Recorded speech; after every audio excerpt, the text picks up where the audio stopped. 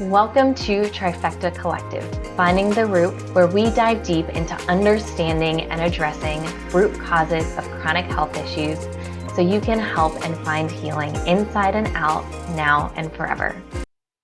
Hello, and welcome to Trifecta Collective, Finding the Root. I'm Megan Abbott, owner and founder of the holistic health practice Trifecta Collective.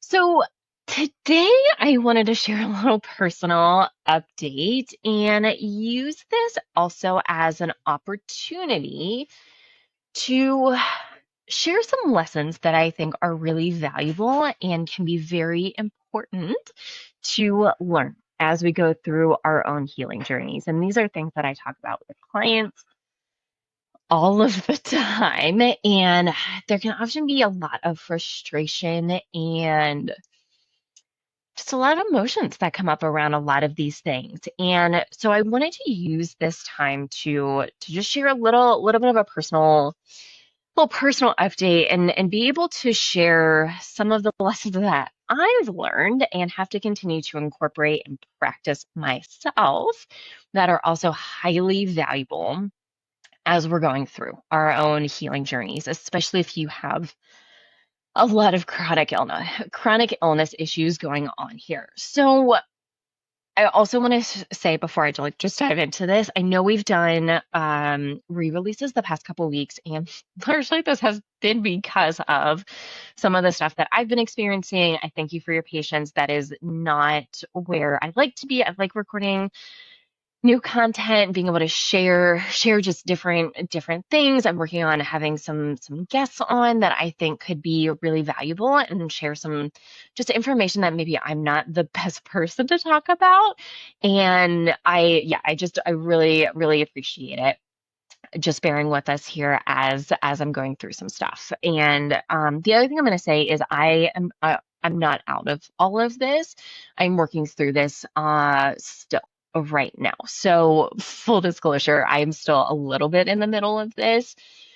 It's potentially not as bad as it was over the last couple of weeks, and I'm still not 100% where I'd like to be. So a few weeks ago, there's also a series of things that are also going on here. So a few weeks ago, maybe even a little over a month ago, I started to notice I was having some heat intolerance issues where I'd go outside, my body would get hot, and I was noticing that I wasn't sweating very much or very easily. And that's not great. That is not a good place. And that is a place where I used to be like a very long time ago. But even before I started on all of my health and healing journey, I had a lot of issues sweating. And we see a lot of clients that come into that too, where, you know, they go into a hot yoga class or they go out in the heat and they barely sweat, especially compared to maybe other people around them, other people in a class or things like that. And they're just not sweating a whole lot. So, and that is also, by the way, just like not good as a sign that your liver is struggling to push things out. So I started increasing some of my liver supporting activities and incorporating some supplementation to help support that.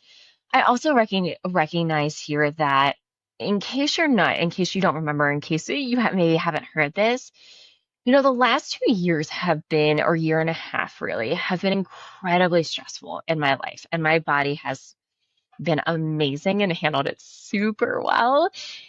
And potentially it is all just really culminating at this moment. And that really may be where my body is at this time. So going through a divorce last year, moving, like selling a house, like leaving my whole life, deciding to travel, just me and my car, getting into a new relationship. That relationship got very serious very quickly. And then we decided to travel. And then we decided to get an RV and live an RV kind of life. And we had travel plans and getting down to Arizona here. And then my partner started having health struggles, and then he got diagnosed with cancer, and then going through cancer treatment, and all of these things. It's just been a lot. It's just been a lot going on consistently for about a year and a half. And there was a lot of things that I had to work through last year, just from a healing perspective in a relationship, Sleep, I had a lot of sleep trauma that I had to work through, and that was new. And I've worked through all of that and come through all of this very beautifully, in my opinion. And potentially at this point, my body is just really stressed, and it's really just come to a head. And that may be uh, the point of all of this. And so this is to say that lesson number one, stress can have a bigger impact than we really believe. And, I consistently for the last probably 10, 11 months, I'm recording this in August. So yeah, 10, 11 months, my sleep has been pretty darn good. And especially the last probably 4 or 5 months, once my partner started going through treatment, and he was waking up in the middle of the night every night with like pretty significant night sweats. That was the biggest, our biggest sign that something more serious was going on, were his very significant night sweats, in which case, he didn't sleep through the night for several months. And that obviously impacted my sleep as well. So, and not that there's any fault or blame in that. It's just, of course, if your partner is not sleeping super well very consistently, of course that's going to have an impact on you.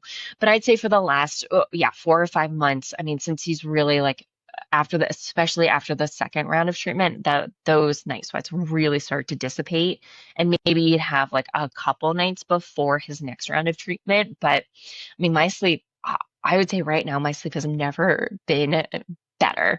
I've been on adrenal cocktails very consistently. I have a very consistent mindfulness routine, connection routine to my body, to myself, and that has been great. I don't experience a lot of what I would consider my previous signs of stress. Stress for me used to show up really as cortisol issues, anxiety, the mind racing, not being hungry in the morning, getting tired and wired, having a lot of trouble falling asleep, waking up at 3 a.m., having trouble going back to sleep.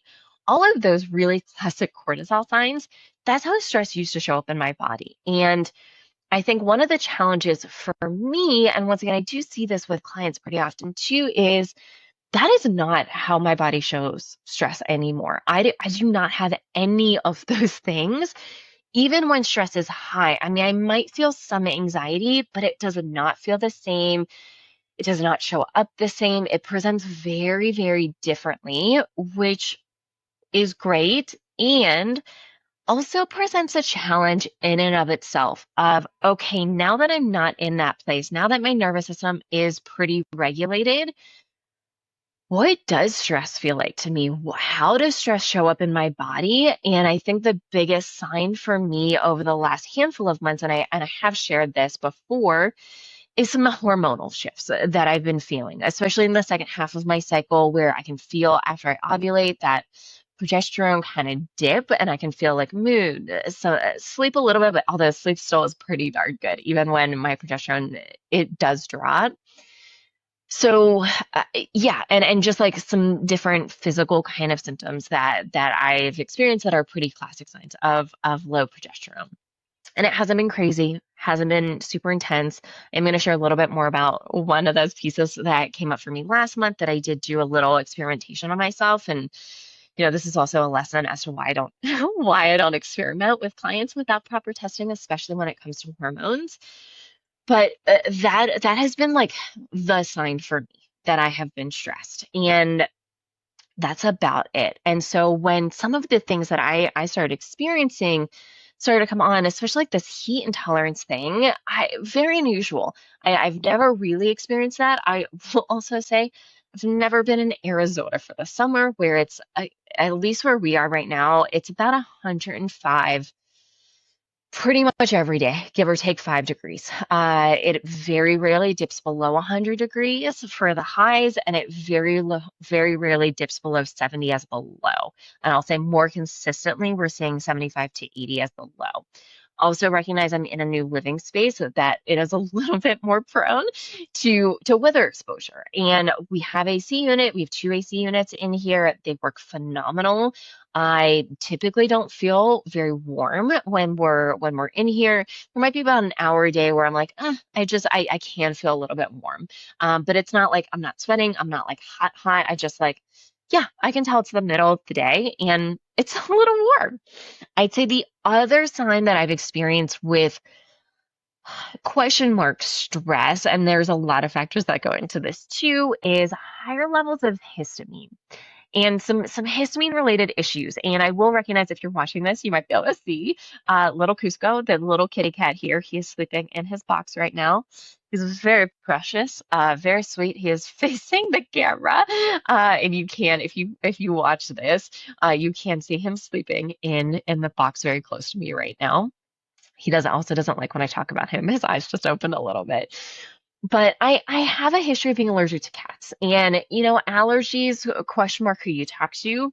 Are allergies true? Are they just an immune system response? There are a lot of things that I think we can do to prevent, change, modulate true allergies. And that for me really got exacerbated in the spring here. And yeah, just like different allergens, I ended up finding some homeopathic things that were very supportive for me that really helped.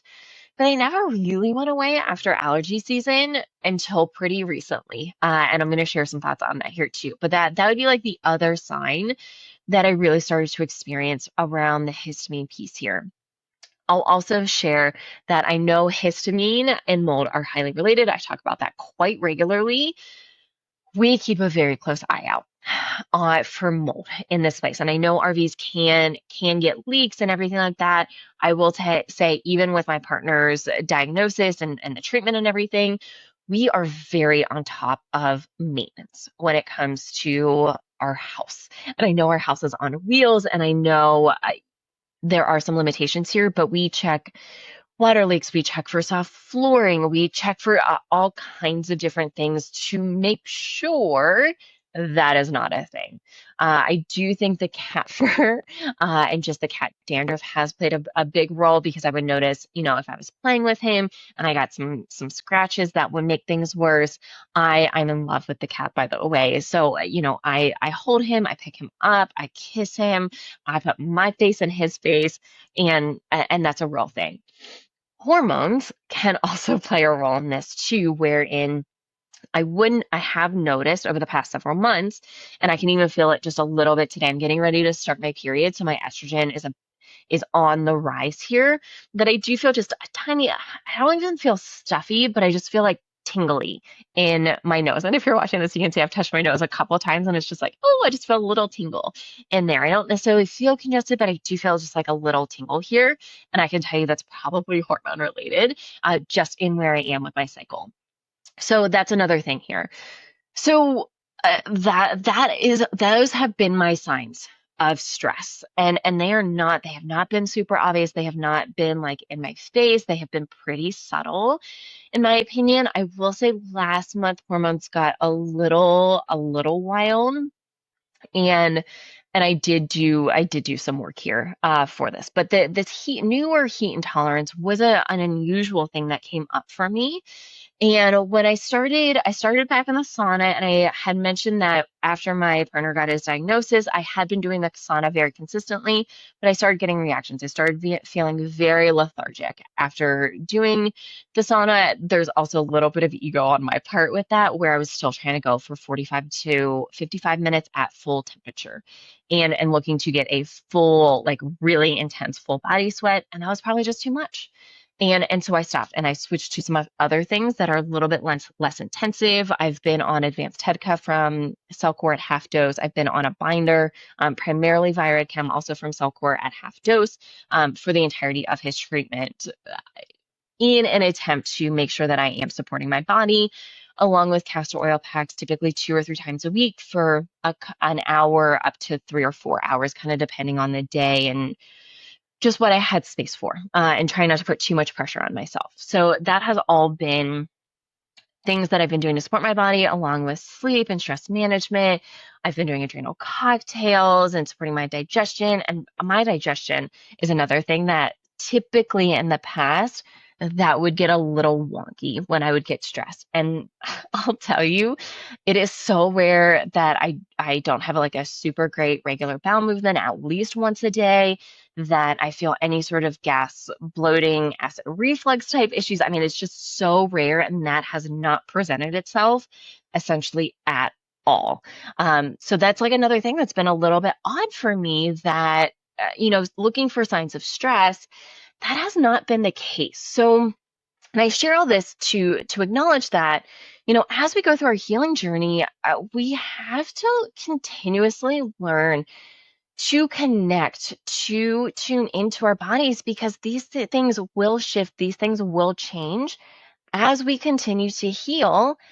And I consider that a good thing, where our nervous systems are regulating stress inside and outside of the body. It's just getting better and better. So things can shift, things can change, things can present differently, and our bodies can ask for support in different ways. And if we're not super in tune and super listening, at some point, our bodies are going to start to scream. And once again, that scream may present differently than it has in the past. And that's kind of where I've been over the last couple of weeks, where my body has started to scream a little bit more. And I have been listening, and it's been a little bit challenging because there are a lot of things going on. Personally, we're getting ready to wrap up treatment. He's got two, as of the recording of this episode, two more treatments. I am going to talk about his last treatment because there's this very specific event that happened there. That was a big trigger for me. And also recognizing we have to go back next Monday for treatment. So, these things have been, I feel like they've been pretty subtle for my body up until, once again, like the last few weeks here. And so it was like this heat intolerance, and then like histamine issues starting to get worse and worse. And I was noticing and I did have a head cold 2 weeks ago, which didn't help anything. And I do really think it was a head cold or sinus infection, because I had, my glands got swollen, and I was getting like a really, really stuffy and sinus pressure, sinus headaches. It was very isolated to right in my head. I didn't have any throat stuff outside of just like my glands being a little bit swollen. And it very much felt like a head cold. And my partner then ended up getting that, which didn't help going into treatment here either. So that is all a thing. So, which is also not uncommon. When our bodies are struggling, we are more susceptible to get sick. And we do not go out a whole lot right now. I typically will run to the grocery store once a week. I try and go out for a walk a couple times a day. It's been a little hit or miss here recently, but we don't go out a ton. So it's like the interaction with other people. It's like, where would we have gotten sick? It certainly could have been at the hospital, because when we do go for those days, we are there for anywhere between 8 to 12 hours. And we do interact with quite a handful of people. Plus, we're in a hospital setting. We're not in the ER or anything, but we are in a very specific, primarily in the cancer floor of the Mayo Clinic. But those are also very early days. They're very long days. They are stressful. My partner feels the effects pretty immediately going into, as soon as they start, like he starts not to feel good. He's usually sleeping on the ride home, all that kind of stuff. So all of that is for sure stressful and plays a role in all of this. So I got this head cold a few weeks ago. Actually, I think it was 2 or 3 weeks ago now. So I got this head cold. And then I didn't feel like 100% recovered. I had a couple days where I was like, okay, I'm coming out of this. And then coming out of that, on our previous treatment day, I got incredibly sick on the day of treatment. We got to the clinic. I felt totally fine. I had eaten breakfast. Like, I had slept decent that night, maybe not quite enough as I would have liked. We are typically up anywhere between like 4:30 and 5:30, which is definitely not where I am normally. I'm typically like a between 7 and 8 kind of person, where I typically get up naturally. My body naturally gets up, occasionally 6:30 to 8, depending on what time I went to bed and how restful my sleep was, where I am in my cycle. That all plays a role here. But I got incredibly sick. I mean, sick to my stomach, kind of sick. So, the thought was food poisoning. The thought was, we did rule out pregnancy, just by the way, because I know people are going to ask. It was brought up to me a couple of times when I shared some of the things that I was experiencing. Yes, that has been ruled out. That is not playing a role here. I've taken multiple tests at this point. I have no other signs and symptoms of actual pregnancy here, and timeline wise, it doesn't quite match up here. So I got super, super sick, and it took me a few days to recover from that. I could probably even throw in several days to fully recover. And I'm better now, and I'm still not great. And I'm also not convinced it was food poisoning, and it very well might have been. And here's another lesson here. Was it food poisoning? Was it not? Was it the other thing that is highly probable that could be on the table is it is a detox reaction, a significant one. And one of the things I noticed that when I noticed that I was not sweating and I was getting these heat intolerance flashes that we'd go out, I'd start to get dizzy, I'd start to get lightheaded, my body would get hot and didn't know what to do. I'd start to potentially get a little bit nauseous. Yeah, my body just couldn't handle it. So I started getting back in the sauna. I started upping liver supporting activities. I reintroduced coffee enemas. And I did these things. I really checked my ego, and I started very slow. I started very low, very slow, and I did start to notice an improvement sometimes, and sometimes I feel worse.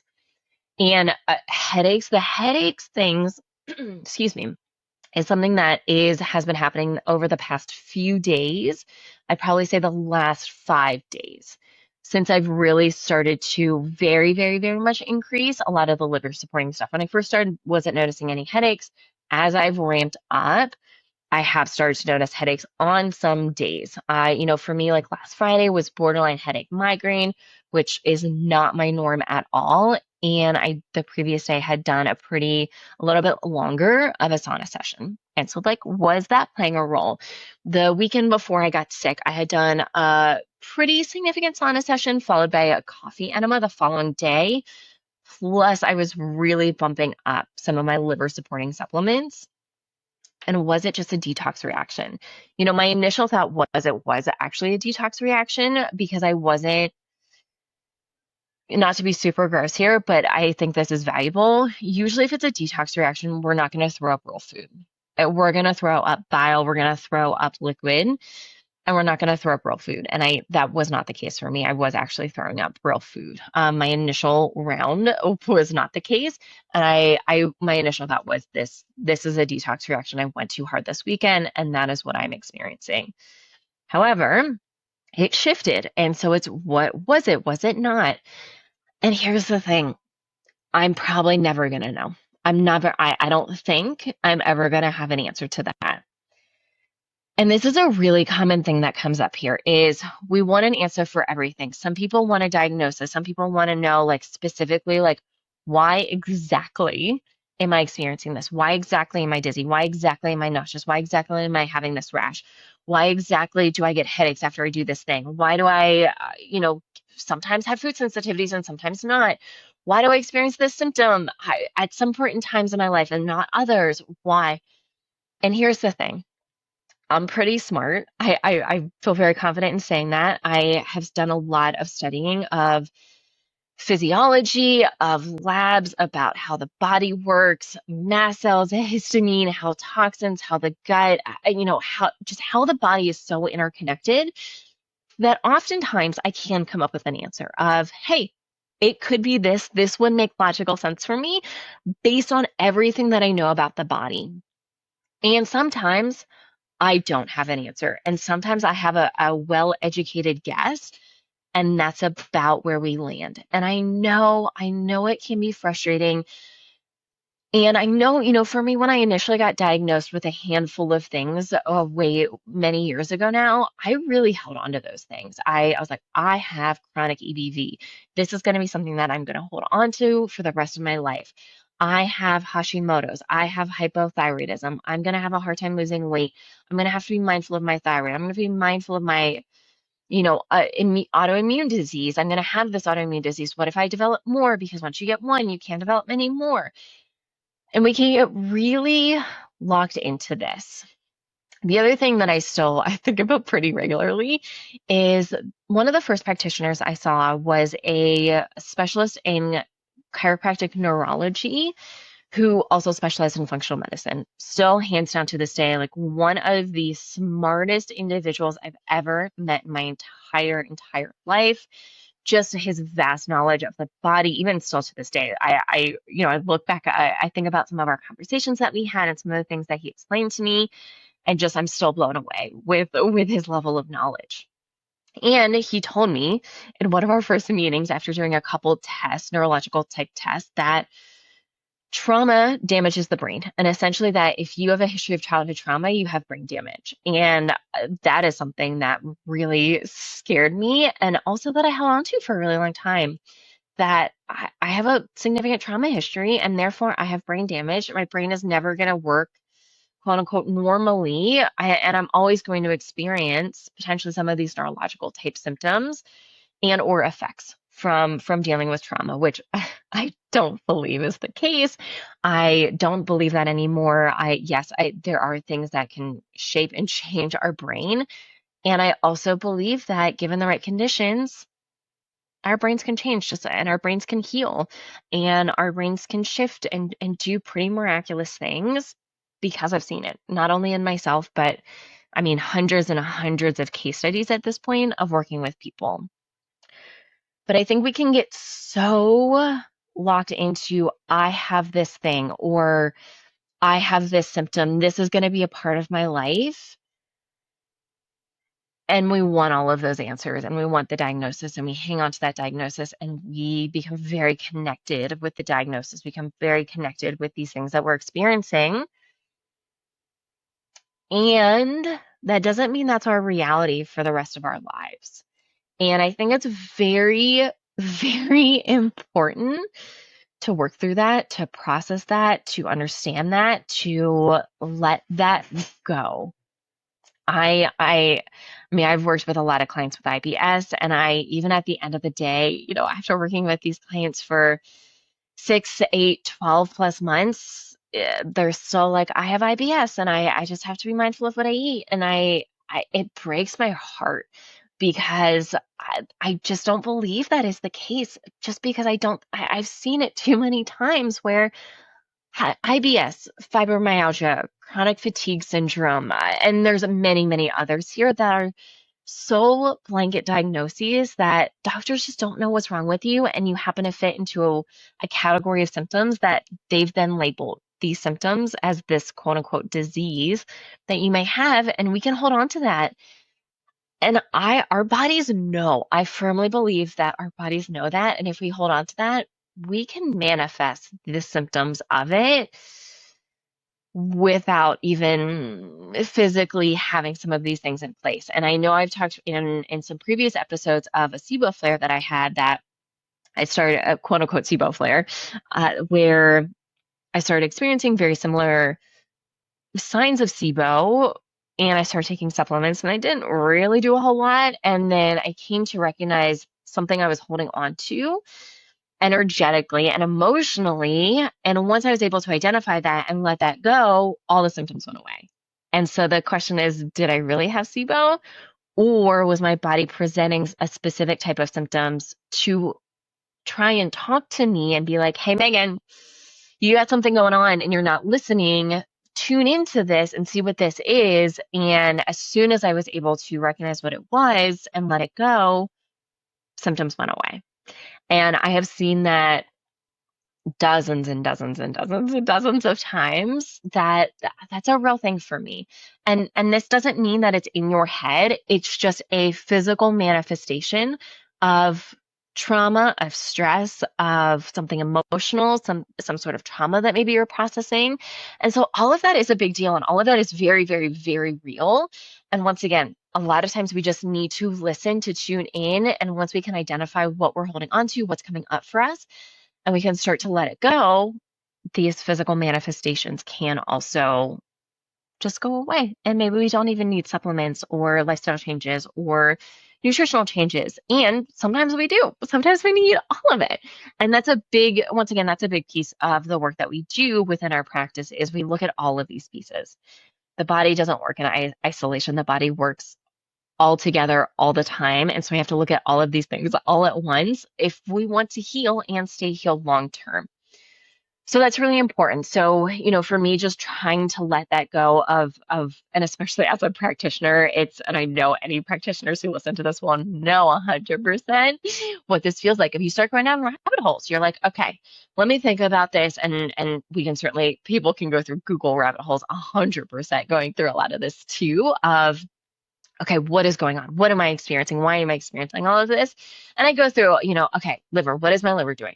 All right, let me tune into my liver. What other physical symptoms may I be experiencing that may be signs that my liver is overburdened? Maybe my liver is really struggling. Maybe do I need detox support? Do I need hormone support? Do I need adrenal support? Do I need thyroid support? Like, what does this really look like? And this is where testing can come into play. And I will say I have been holding off a little bit, just hoping some of this will go away, hoping all of it will go away, and waiting I really wanted to wait another 2 months to get some labs run. And at this point, for me, it became just do it now. I was going to run them in a couple of months anyways. Just do it now. Let me get an idea of what's really going on here and see how my body's asking for support. And it's not for me when I run labs, it's not about what's wrong with my body. It's how is my body asking for support right now? How do I need to support it? How do I need to support it nutritionally? Hydration. I've thought about, am I just dehydrated? Is that a thing? And I've really prioritized that to help and support. And I do think that has helped. No, I don't think that's all of it. And I do think that has helped. And increasing electrolyte intake, hydrate, just water intake overall. I've also, started adding trace minerals back in and just supporting my body that way, which once again has helped. And no, it has not fixed everything either. So, so that's a big piece of this. And once again, just not holding on and identifying too strongly with these symptoms and having them become part of our identity. Because here's the other thing that often happens, and this is really where I see, especially some of my longer term clients that I work with, and we've shifted out of a lot of the toxin load, gut health, hormone, like we're past a lot of that, and our bodies are in a really good spot where we're focusing on deeper trauma healing, nervous system regulation, that side of things. And we can continue to want to over-identify and hold on to some of these things because maybe they've been part of our identities for a really long time. Maybe we've gotten used to the attention of it. Maybe we've gotten used to the isolation of it. Maybe we've gotten used to different aspects of it. And it can be quite easy to have that become part of our identities. And I would invite you to really, really think about that. Maybe really sit with that and maybe see if that is you. Are you over-identifying with something, and is that potentially limiting some of your ability to heal? Maybe not. But I think it's a worthwhile question to ask for anyone dealing with chronic illness issues and or going through their healing journeys themselves right now. The other kind of last piece that I wanted to talk about with this is hormones. So I mentioned that it's been a few months now where I'm noticing this progesterone drop right after I ovulate. And so last month, 2 months ago, I said, okay, little annoyed, a little tired of this. So I'm going to support my body and I can tell what's happening. I'm going to supplement myself. And I know this isn't the best way to do this, but I don't feel like this is the best time to spend $300 on a hormone test because I'm getting ready to come out of this in the next couple months, out of this stress cycle. And so I'm not going to test. So I'm going to supplement with myself something that is safe, that I know is safe.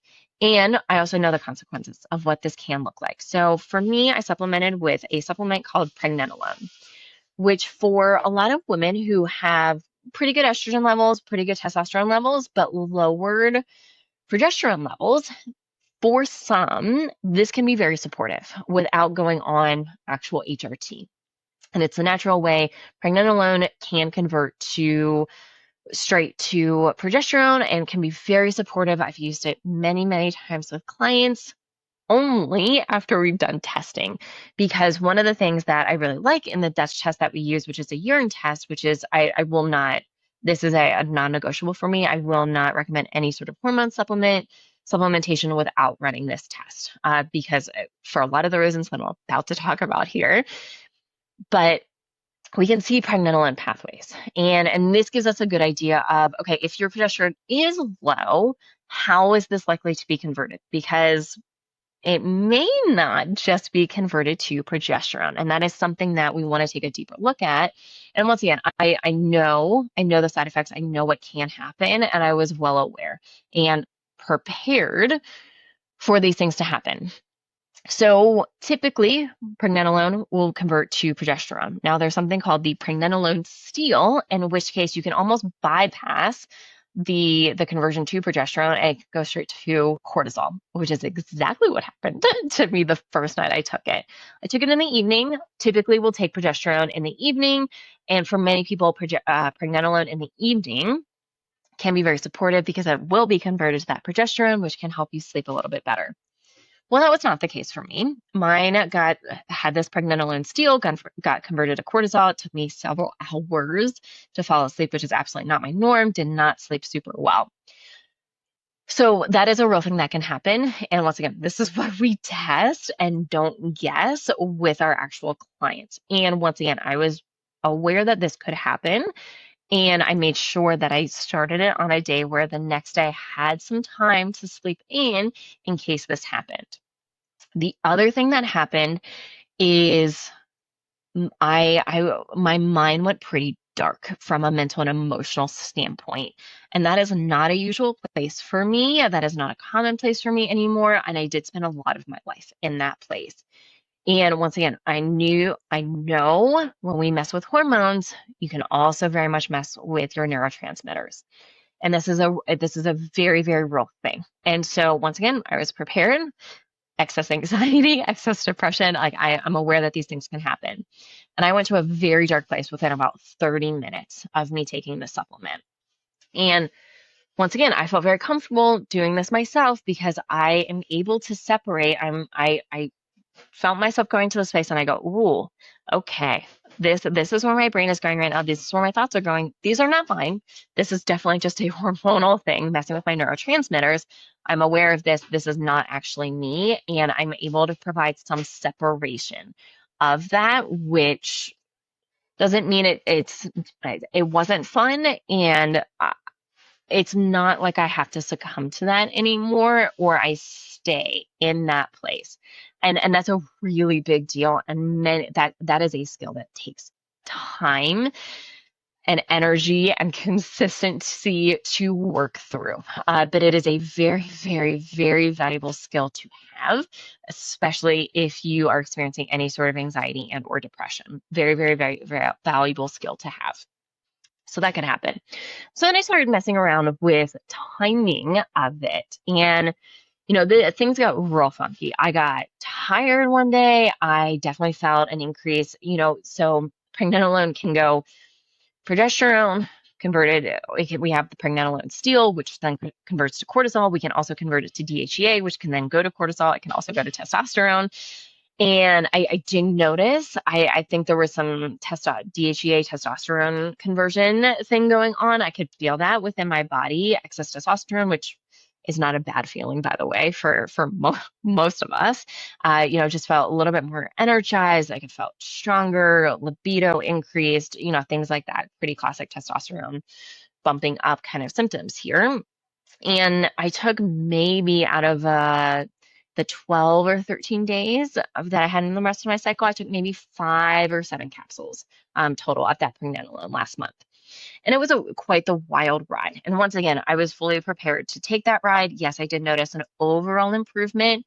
There was quite a bit of figuring things out of, okay, should I take it today? I've taken it 2 days in a row. Okay, maybe I don't feel the best today, so I'm going to skip today and see how I feel. And then maybe tomorrow I'll take it.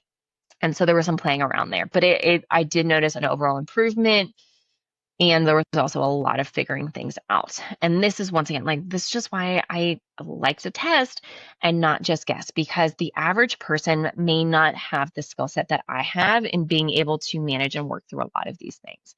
And I think that's a very valuable skill to acknowledge and to recognize of what is our capacity to ride some of these waves? And, I know I talk about it quite a bit in as you're going through a healing journey, you have to learn how to ride the waves. And this is like, especially when we start doing nervous system regulation work, learning how to ride those waves is a really, really, really big deal because things are never going to be perfect and stay perfect. You're going to have ups and downs. It's a natural part of life. And one of the best tools that we can have is being able to regulate our nervous system so don't get stuck in any one place, and we learn how to ride those waves, and we have tools and resources for all parts of the waves. And this is an extremely, extremely important piece of this.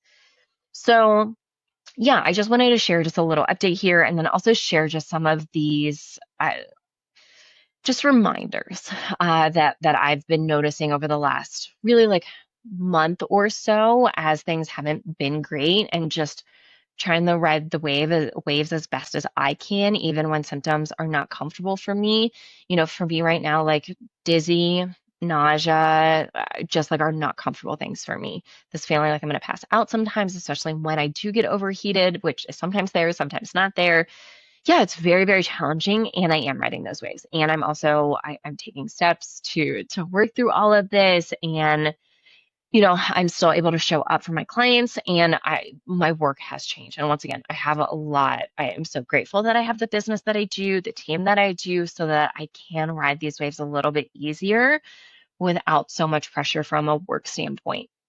So I hope this was valuable for you, and thank you for your continued patience and everything as I continue to ride my own ways, and also support people as they ride their own ways. And I just think there's some really good lessons that have been brought up again for me that I really wanted to share with you that I think is going to be really valuable. And I will continue to keep you guys updated as I get more information, as I feel differently and things shift and change for me. So, yeah, thank you for listening. Thank you for your patience. And I thank you for listening. As always, please like, subscribe, follow. Any reviews like really, really, really mean the world to me and to us. So we really appreciate it. Thank you for listening, and we'll see you next week.